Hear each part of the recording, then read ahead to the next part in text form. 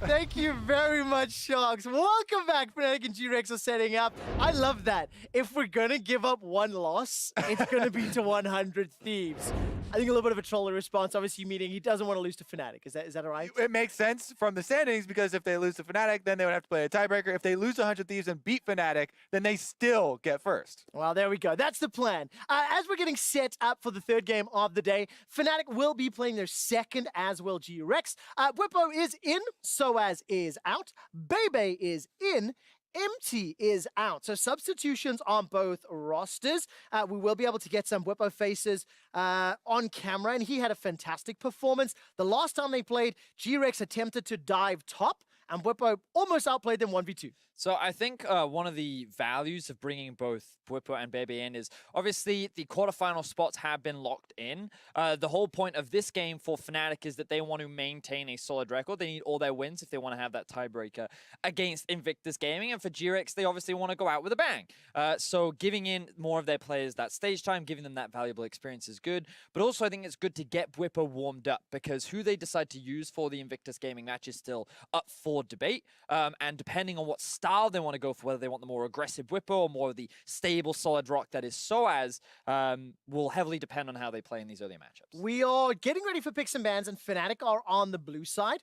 Whippo is just getting himself into the zone. So, Vedius, what would you like to see out of the team? Brox is Lee Sin. He went 7-0-8 the last time he played GRX. We talked about it. I talked about it excessively at the top of the day. What would you like to see from Fnatic coming up against GRX? So, I would actually like to see Whippo put on a big carry. Not in the sense of, like, you know, one of these off-tanks like Aatrox or Urgot. I want to see him on something like an Aurelia or an Akali. And I want to see them leverage one of the advantages that Blue Side has, which is some of these flex picks in Akali, Aurelia. Just because if Whippo is that aggressive playmaker, and someone you can rely on to be a carry, then let's prove it. Let's see what he's capable of in this game, where you can get him warming up and what he's truly capable of. I was going to say a similar thing, but with different words here. Attack PK. He just got demolished by Duke in the Aatrox Urgot matchup, and Broxa has been very effective in the early game. So let's see. Even with the jungle switch here, though, you know, Bebe now in for GRX. They talked a little bit about they used him a lot in summer, and during that time, he was the better mechanical player. He was quicker with the key presses, literally. So we'll see if he can bring that here to the stage. He hasn't had the same success on the world stage as he had in the LMS, though. And of course, now with absolutely no pressure and only the ability to play spoiler, is this the time that GRX can cause the upset? Take a look to the bans. Thresh, Alistair, Urgot, Akali, Sivir, as well as Aatrox. That means yet another Irelia blind pick, but it does fit that narrative we've talked about. It is a flex option if Whippo wants to take it, and the Lovers duo of Zion Rakan locked in for GRX. Now this brings into question, does Hylissang play Leona? Or would he choose to go for more of a comfort pick and Pike? Now, the thing about Rakan is that I feel you could play both, and we're actually yet to see Hylissang bring out his fabled Pike.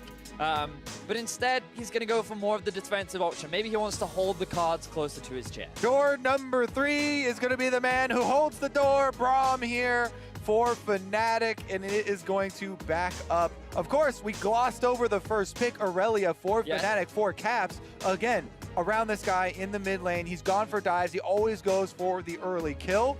And that could still be a possibility in this game going up against Candy. Second one rounded out here, though, with the Ezreal for Reckless. That will give him, you know, the Mystic Shock poke, of course, trying to stay back until he can get his first recall. And so with the LeBlanc locked in for Candy, this kind of puts Fnatic in a situation where if they want to draft the Aurelia, I don't think this is the worst matchup. I think it's a bit of a skill matchup between the two mid laners. But alternatively, in the event that that Aurelia is topside, LeBlanc is considered a pretty safe blind. And you'll see that with the Lissandra ban coming in as well, they're saying, all right, Fnatic, if you want to pick something else, I feel we're actually going to have a pretty solid matchup going for this blind LeBlanc. Meanwhile, for GRX, what we said in their last game, so much about Stitch, so much about trying to get some carry opportunities here for them early and from around the bottom lane. This is definitely a great duo for them to go with. You know, Rakan, increased playmaking ability with the Xayah, and they have to respect the level 2. So much damage output you can you know, get with that combo. That's why Fnatic, I think, have drafted such a safe bottom lane here. Ezreal and Braum, a lot of mobility even early in the game. And let's see where the junglers decide to go. With the Lee Sin, the Camille, the Nocturne taken off the table. We've seen Xin Zhao actually featured in the ban pool fairly heavily and will not be locked in just yet. Going to be securing that safe top laner in Sion once more, and that will be secured for PK. So now Fnatic have to tell us, where does this Irelia go and what will Broxah be running in the jungle? Well, he can already tell you what he's running in the jungle, Trevor. That's going to be the Xin Zhao. Very early game focused compositions from both sides. Fnatic more than happy to grab that one for themselves. A couple of cheeky hovers there from Hylissang as he runs through some potential options. And we still don't know whether or not this Irelia is mid or top. You would expect it to be in the mid lane, and they could round their draft out with an Ornn. Offers a little bit of engage for the composition and is something that Bwipo would play a lot of during the regular season. And it was the same champion that he used the last time they played. Instead, it is the Swain, still technically the swap. So Kobe, who's going to call the bluff here on the side of GRX? Ooh! What's your bluff that you're talking about? I see no bluff. I think it's going to be the Swain here for Caps in the mid lane, into the LeBlanc. Try and build up some defenses there. As long as you don't get bursted down, Swain has huge zoning for the team fights. But more exciting, we got a Nidalee in the game. This champion can clear so quickly if you get an early lead. So we'll see if Bebe now subbing in for GRX can try and get them their first win on the board. Now, one of the cool things I love about Nidalee is her ability to get into the enemy jungle, steal away their camps, and then get out extremely quickly. The only way she can do that, though, is if she has pressure in the lanes. And given that they've drafted a LeBlanc, they've drafted a Zyra Khan, you would expect that, especially towards the bottom side of the map, GRX would be in a comfortable position to allow Bebe to get those invades. But when we wanted to see Empty being aggressive, he got shut down. So the question is, will Bebe have a more healthy, fun, not dying early game compared to his jungle counterpart from IG? Meanwhile, the Swain was switched with Irelia, so Caps once again will be taking that Irelia into the mid lane, looking for the heads up versus LeBlanc. See which one of those two can get the early kill. Both, of course, will take Ignite and look to fight. So you're saying they did call their bluff in the other hand then? I don't think it was a bluff. Well, let's see how this early game plays out. We had high expectations for GRX in the previous game against Invictus, and it did not go as expected. And of course, for Fnatic, they really styled on GRX the last time these two teams played. Fnatic are confirmed for the quarterfinals. The question is, what seed and in what manner will the European representatives head to the playoffs? Let's take a look at how this early game starts off. Kleptomancy for Bwipo and Reckless, both starting with their teleports. And that's a little bit of a nuance that I'm not used to seeing. I mean, Bwipo, he played so many mages for Fnatic in the regular season going bottom lane. He runs right out of the gate through the bottom lane this time around. Yeah, that's the ultimate bluff, Trevor. It turns out Bwipo's bot lane, Reckless in the top lane, Fnatic going crazy. Solo lane, Ezreal to the top. No, okay. So he is probably just setting up here as a level 1. You know, they're fishing around for possible plays from GRX. I like that because level 1s have had pretty big impact. Oh, yeah. In group stage here, best of ones when you're looking for those upset possibilities. And so they're just kind of checking all their bases. Of course, the Swain with Kleptomancy, very good into the Sion as you can get your damage off through the minion wave as well as getting your auto attacks down at the same time to farm up, get as much value out of your Kleptomancy on that melee champion as possible. Sion, of course, once the E was gutted, the shout relies a lot more on Q-Max, trying to hit that channel and go for those AoEs. So I'm keeping my eyes on where the junglers are starting. We'll see that for Bebe and PK, they're starting up towards the top side of the map, whereas Broxah is doing a solo clear down towards the bot. Now this is important for Reckless and Hylissang because against Zyra Khan, this is a difficult matchup. They want to get to the lane as soon as possible, but of course, Stitch and Koala don't have to pull either. So that lane will be pretty neutral as actually Reckless gets that early push. But keep your eyes on which direction Bebe chooses to go for, because he's actually moving up towards the Krugs, a jungle path that we've been seeing a lot more junglers take recently, whereas Broxah, he's going straight to mid. Well, there we go. Early flash already at level 1 to get out of the duet. Yeah, they saw Broxah on this pixel ward right here in the river. However, they had just used Candy's distortion in a trade with Caps, so that's an early flash in this assassin matchup. could easily be tilted the other way. Bebe now walking to top scuttle, also revealed, and they will have tracking on him for the time being. All right, so splitting the map thus far. Brox is going to get that Sentinel as Bebe just starts. Going to trade the Gromp as well.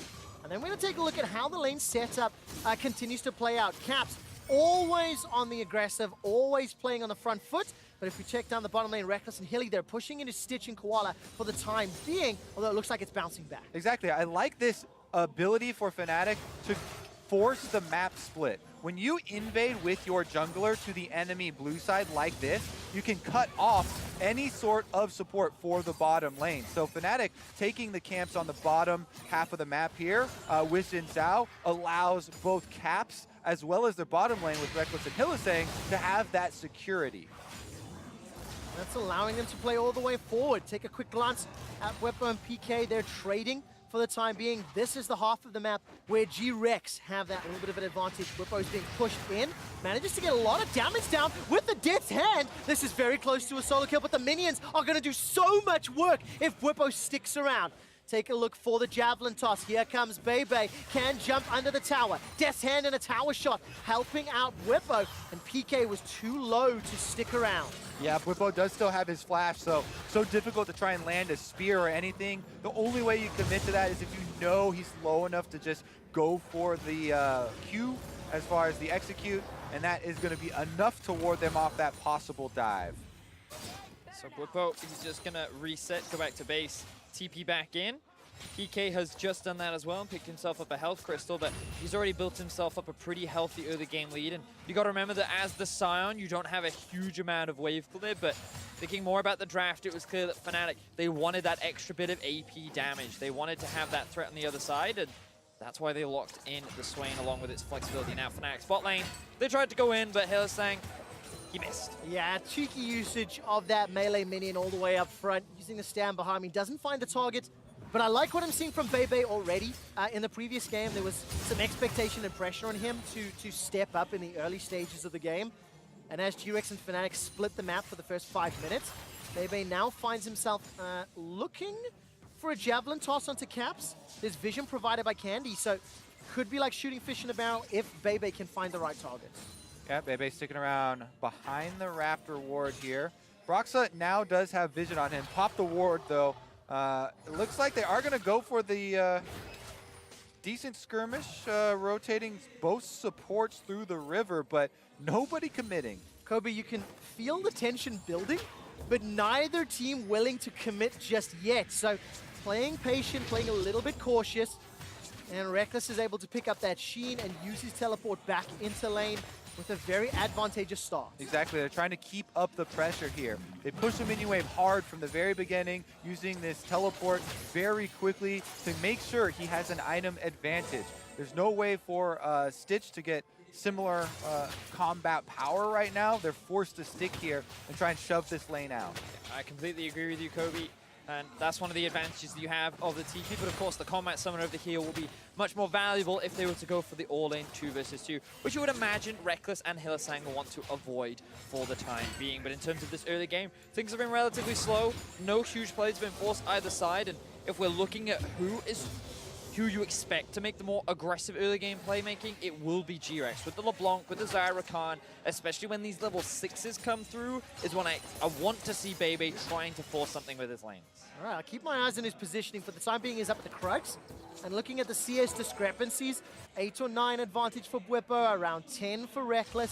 And even in the mid lane, it is very, very close.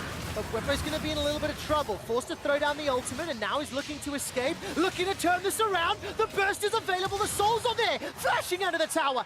Unable to find the kill, but he doesn't get caught by the Javelin either. PK flashes to safety.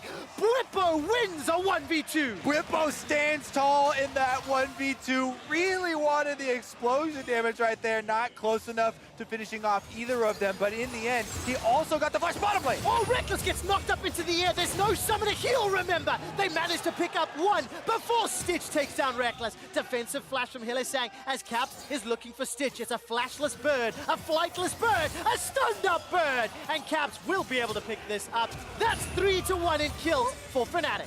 Very close right there. An extra minion is close enough, though. Hillsang doesn't take that tower shot. Fnatic do get the extra kill back from the rotation down bottom. Candy now, the straggler, looking to clean up. Oh, let's see. What has he got? Flash and Ignite available. Needs to pick the right target. Dun, dun, dun, dun, dun, dun. Hunting. Gonna come under the tower. 200 hit points, and Candy unfortunately picks the wrong target. His ultimate was on cooldown. Wasn't willing to commit the flash, and Hilly escapes with his life. So we talked about Fnatic's bot lane not looking for an all-in, and honestly, this is just a big mistake from Reckless. He doesn't respect the positioning of the feathers. Hylissang is forced to do everything he can to keep him alive, and while they are able to get themselves first blood, it looks like Stitch is going to get 2 kills. Fortunately for them, Caps roams down, and while that's all going on, Brox is roaming up towards the top side of the map. He's like, oh, hello PK, you've got no flash, so you're going to die. He burns his summoner spells, he finds the execute, and Fnatic, 7 minutes in, find themselves 3 kills. What a big, big change of events here. Huge early game now for Fnatic.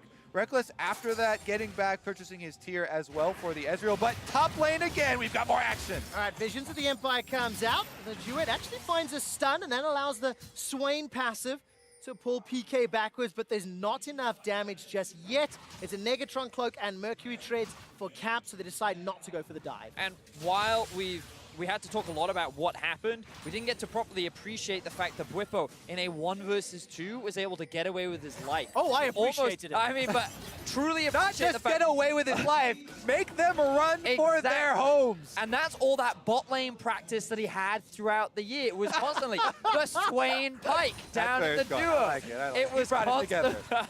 So now Bwipo looking for another 1v1. All right, let's see if we can do it this time round. Got that Demonic Ascension available. Here comes the Vision of the Empire. We're just following the rundown. Now, PK's got the ultimate. If he needs to get that extra burst of speed, Bwipo's going to step all the way forward, pulls him backwards to the passive, the burst, and the 1v1. And that's all his solo queue practice in top lane, helping him out in that regard, It certainly is. Bwipo, he gets himself a solo kill, and this is the difference between him and Soaz. Soaz is the rock, the guy that is always consistent and will get through the laning phase and will be value later on into the game. Bwipo is the guy that will build leads himself, look to be a carry, and so far in this game, he's found some fantastic play. Yeah, he really is. And now there's going to be another play set up in the mid lane. Candy will be able to get out of range of the lawnmower. Caps' Vanguard's Edge does not find a target. And just to sum it up, it is currently a 2,500 gold lead in favor of Fnatic, with a lot of it sitting inside Bwipo's hands. Yeah, right now is a period of time where Xin Zhao is definitely more powerful than Nidalee. There's something with the construction of jungle items. The AP jungle item, Runic Echoes, does not have a lot of power until you complete the whole thing. Sitting on a mana crystal feels extremely bad. You don't get combat stats. Xin, meanwhile, you can get your hammer, your long swords just fine. Pretty smooth build up to the completion, but once Nidalee does complete the Runic Echoes, it's an 80 ability power item. You get a lot from the completion, and they can then look to play more aggressive again. You'll have a lot more oomph to your spear hits, and can actually fight much better in 2v2 scenarios. You can also see that Bebe hanging around the top side jungle. He has struggled so far this game to have much of an impact. He's doing pretty well in farms and in terms of levels, but as you say, Kobe, due to the early itemization, he's kind of afraid of going for any early skirmishes against that Xin Zhao. So GRX still looking for an opportunity back into the game. They're at a pretty significant early game deficit, just like they were against Invictus Gaming, but they do still have LeBlanc. They do still have Stitch on this Zyra Khan, and I would like to see now him invest some time to either the mid or the bot to get some kills back on the board. And of course, while all those shenanigans were going on in the top lane, GRX were able to pick up that Infernal Drake. So it is important to point that out. If the game does go long, it will be beneficial, but it's such a difficult scenario once again when we've seen how confident and how dominant Fnatic have been with the lead. And look how much magic resistance Caps is stacking here against that LeBlanc to deny the possibility of those kills. This is because he is facing not only an AP assassin opponent in the mid lane, but the jungler is AP as well. And that's one of the bad things about AP junglers. Here we go, though. We might have another fight on our hands. Yeah, look at everybody waiting in the wings. GRX look for the counter engage. Hylissang gets tagged by a javelin toss, but once Broxer shows his face and the teleport begins to channel, GRX realize they do not want this fight. Whippo's not done yet. He's won a 1v2. He's won a 1v1. Now is he going to go for the 1v3? Gets rooted up in place by Candy's change, and Fnatic they commit the teleport. They don't get anything else. Whippo's like, I5, TPing down here to save you guys again. We're getting something off the back of it. So he's walking underneath the turret. The rest of Fnatic abandon him. He's like, fine. He has to now make his way back up towards the top side. All right, Whippo's going to look for a fight yet. Got the ultimate available to him if PK decides to stick around, but he doesn't. Instead, the mid lane siege is where it's at. Broxah now fancies his chances in a 1v2, and he just obliterates Candy. There's that smooth item power spike you talked about. Vanguard's Edge goes all the way in. Caps continues to dive. Hilly joins the fray. The stun onto Koala, and they steal away the life from GRX. That's a flash forward from Whippo. Demonic Ascension manages to miss. Not gonna find it with the vision of the Empire, and PK escapes with his life. Go Speed Racer, go! PK barely able to outrange that one. Drives off into the sunset. That is still going to be such a big win for Fnatic, though. They are just winning fights all across the map at the same time right now. Every single skirmish seems to go in their favor. Even though GRX gets some gold back, it's never nearly as much here as what Fnatic are taking. And let's have a look at how this all kicked off. Broxah, he sees a low health LeBlanc. He thinks, you know what, I think I can take this even in a 2 versus 1. Good use of the ultimate to create a gap, but the Ignite was down, and I believe the Red Smite as well, and that was enough to secure the kill. Meanwhile, I mean, fortunately, Hillesang was there to help tank up the tower, and with the damage from the Aurelia, who had pretty much completed the Wit's End, you knew you had more than enough damage, and then here it is, the drift away. He walks away with his life. Yep, that's not a whole lot more. Bebe and PK, they're now looking for a reply into Whippo. He's going to use that stopwatch that he picked up a lot earlier and buying as much time as possible. Broxah is making his way, waiting in the wings for a potential dive. Yeah, GRX don't overcommit to that. As soon as the stopwatch is used, they saw Broxah coming up on the control ward, so they don't want to stick around to find out what's going to happen later in the even terms. That is a decent cooldown. You know, breaking the stopwatch is something for them because Whippo has just been running all over top lane. Kobe, it's a 4,000 gold lead for Fnatic. Caps is looking potentially to extend that even further. But I actually asked the stats team to prepare the average 15-minute stats for Fnatic throughout the group stage so far. They've got 100% of the first turrets. They've yet to do it this game. 4.4 KDA at 15, an average of 12 CSD, but the goal difference between their average and this game is even better. And Fnatic, they are setting themselves up for a very exciting rematch with IG later in the day. And that's exactly what I wanted to follow up on, Trevor. Earlier in the day, we talked about how moving into today, the expectation was that it would be Fnatic and IG fighting for that top spot. And while last time IG got the better of them, everyone was looking at these games as an indication of what is the relative strength of both of these teams leading up to that big matchup. And so far, Fnatic, a strong game 1. Invictus Gaming, they had a strong game 1. And now Fnatic arguably looking even stronger. It's kind of harsh to say, but this group does feel like top 2 teams just punching bags here on the bottom 2 teams as Fnatic, as you said, just keep on punching through. And this is looking extremely one-sided, much like the earlier games. Very clear line drawn between top 2 and bottom 2 here for the group. Yep, Fnatic still maintain 100% first tower bonus throughout their 5 group stage games. They're nearly 6,000 gold up. Whippo continues to just bully and beat on PK in the top lane, and now that mid is opened up, Caps and Broxah start making their way down bottom. Let's see if they're going to go for the dragon or if they're going to put pressure on the tower. The tower seems to be the objective for now. Definitely true. Even though there is plenty of vision here for GRX, even if you can see it coming, there's not a lot you can do about it. They don't have the items purchased yet. That's a good spear that will land and kind of dissuade Fnatic for now because it does buy some time. Candy is level 11 on LeBlanc. Was trying to trail through. Also, no flashes on Caps or Broxah. The Vanguard's Edge was also unavailable for Caps, so Fnatic recognize they can't afford to force this fight. And Hillesang, he protects his mid laner and allows him to go back to base and is working on spending some of that gold. And I do just want to quickly bring attention to the fact that Aurelia's a lot more have been building that Wit's End as a first item. It does synergize very nicely with her passive, and given how often you find AP champions, I feel like that it is a good item for her. Rush instead of the Trinity. itself is a very gold efficient item, especially, you know, when you get the stacks going. I like that you mentioned the synergy with the passive because that also helps you stack it up quicker. And again, he's facing mid lane AP bursts and an AP jungle. So the majority of the early game, everything he's going to be seeing is magic damage. Really does you know, make a lot of sense as far as this game, especially here now. They have so much control that they can take the objectives at their will. Dragon picks up, as well as Rift-Herald started now. GRX actually the ones to get that one quicker. So Mountain Drake and Infernal Drake are basically what they have to show, even though there is such a huge gold deficit for GRX to fight back from.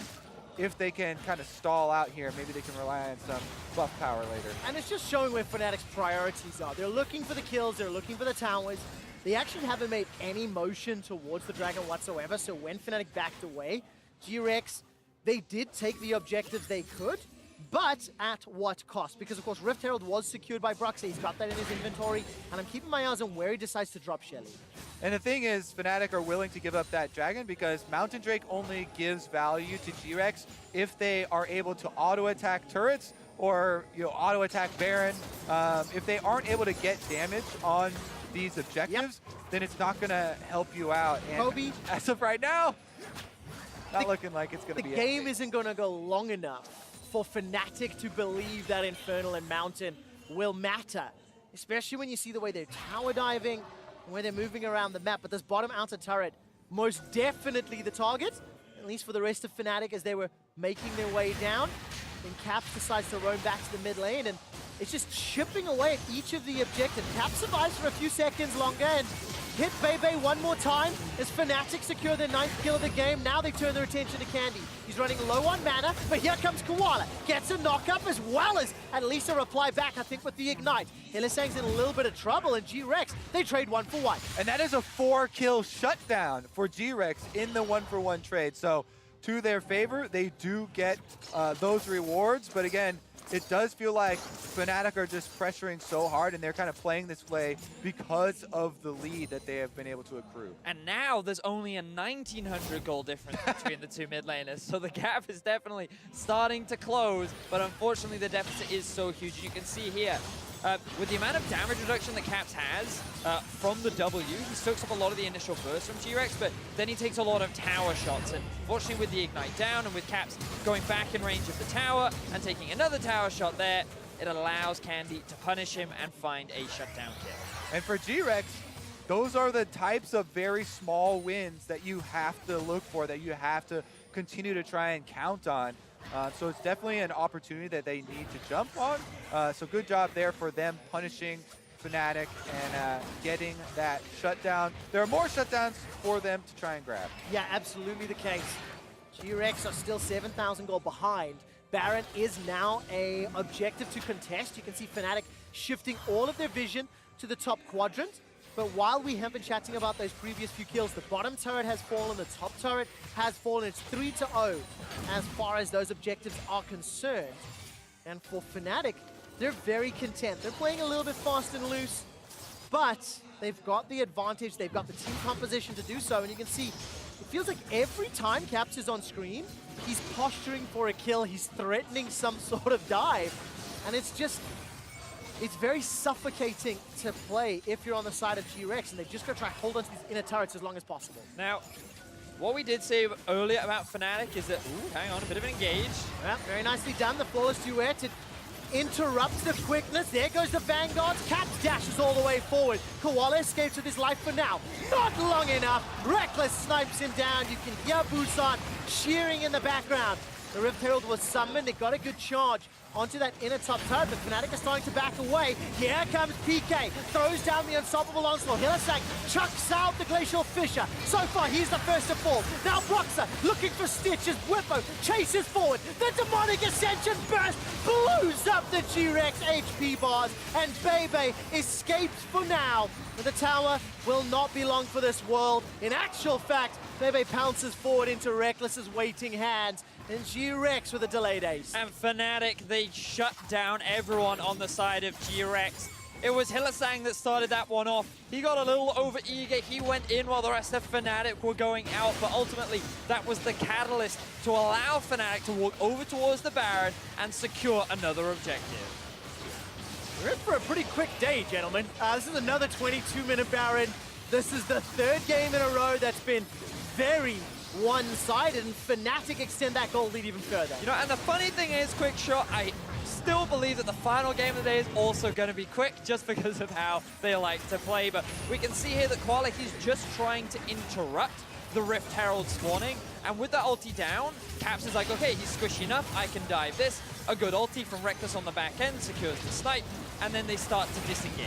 Yeah, and the only reason they do that is because they want, you know, the split push here from Whippo. He has teleport ready, though, so when Hylissang goes in, they can still have a good outcome because Whippo teleports into the middle of the entire GRX team, flashes forward on the Swain to keep this tower dive going, and they're able to clean up the rest of the members. And of course, that replay brought to you by Asa Preza with Reckless getting the final kill there onto Bebe. 14-4 in kills, 12,000 gold, roughly the advantage for Fnatic. Baron buff secured, and Fnatic are sieging in multiple lanes. Bwipo, with the rest of Fnatic, took that top inner. Bwipo is now pushing down bottom. The middle inner has already fallen, and Fnatic are just looking to go 2-0, and then sitting back and waiting and seeing what they can glean from the rest of IG's game. So while this is definitely a difficult loss for GRX and the LMS region, for Fnatic fans, this builds a lot of confidence. The fact that they're winning with such dominance and looking for another dive inspires you a lot as they move into the rest of the day. Right now, it's a challenge between Fnatic and IG. Who can win their games harder before the rematch to set up for the Clash of the Titans? Well, we're going to find out. Koala finds a pretty decent engage with the knockup and the quickness, but unfortunately there's just not enough damage to follow it up. It's a double kill for Recklessness. PK gets popped in zombie mode. The inhibitor falls as well. Still a minute and a half left on Baron, and Bebe and Stitch, all that stands from a 0-5 record. Fnatic, they've already tower dived, fountain dived once this World's Group stage. They're not going to do it this time round. Instead, the Nexus turrets fall before 25 minutes. Fnatic take down the Nexus, and they set themselves up for a fight with IG. It's like you said, top two, bottom two. There is a very, very clear skill and team divide in this group.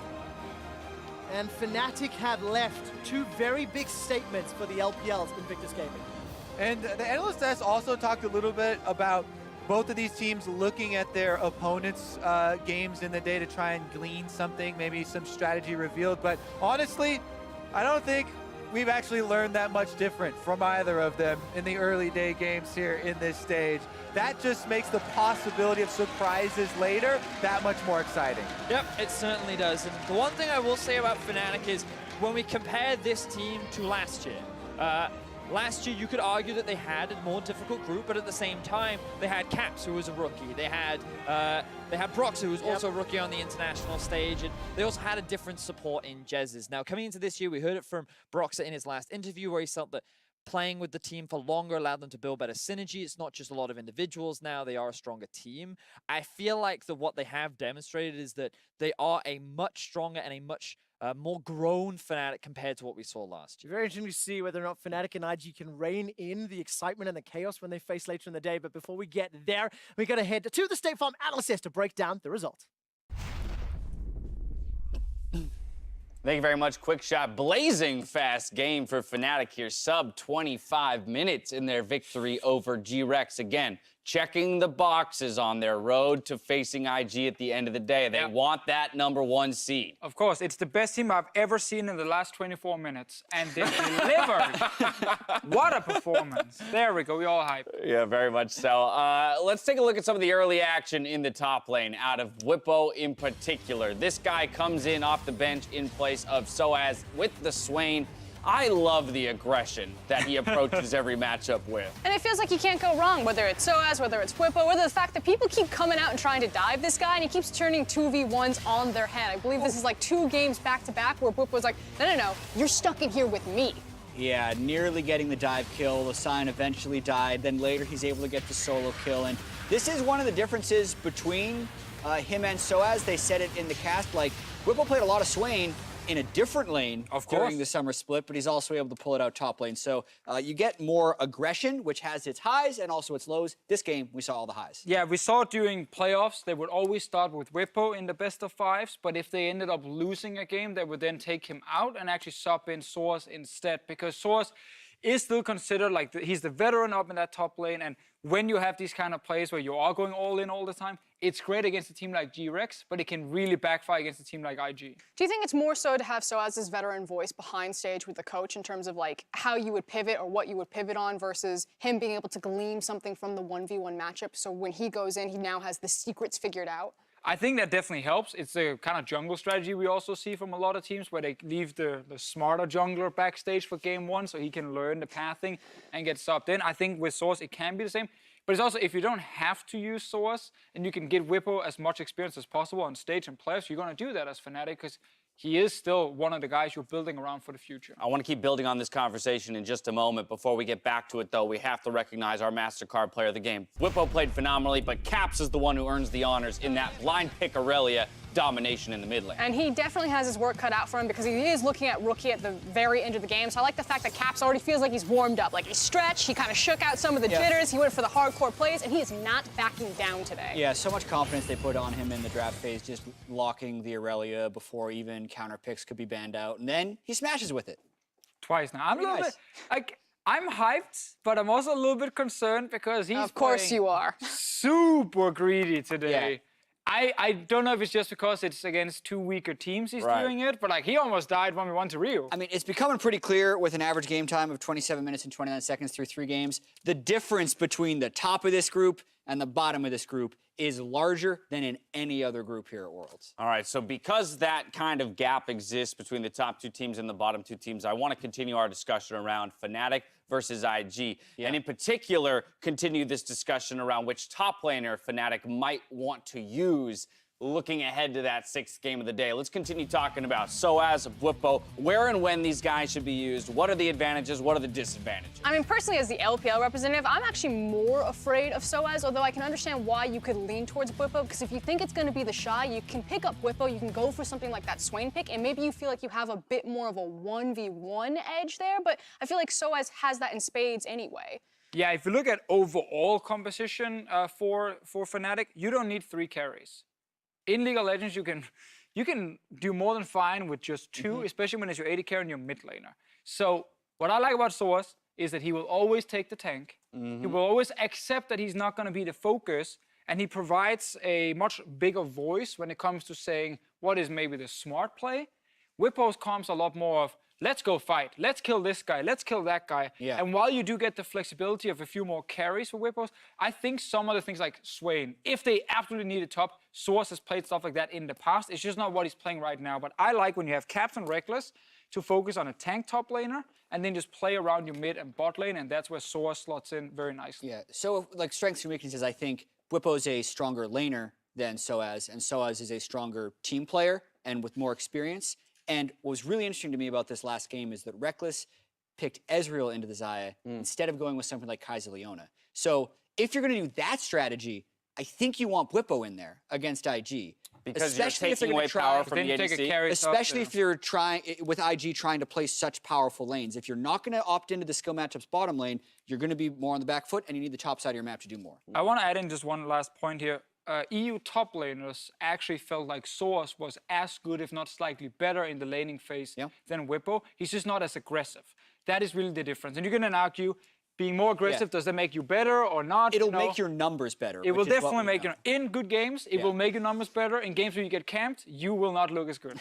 Frosk, final thoughts on this point. You said you're more afraid of Soaz, and is that because of the control that he lends to the game? It's because of the team fighting. Invictus Gaming are very weak at team fighting comparatively to the other LPL teams. It's something that they've always been exploited for, and I feel like Soaz is the stronger team fighter. And so if they are playing Braum Ezreal, it tells me that maybe they're taking a defensive bot lane and more so looking towards either top topside or 5v5. So I actually lean towards hyperscale, teamfight 5v5 is the win condition for Fnatic. Final point. I also think Soaz has the potential to solo carry a game. That's what he did against RNG in the quarterfinals last year. So if you're talking LPL, they respect Soaz. Yeah, we've even seen some monster performances in losses out of this guy. So we're stepping away. When we return, 100 Thieves face off against Invictus Gaming. We'll see you here after the break.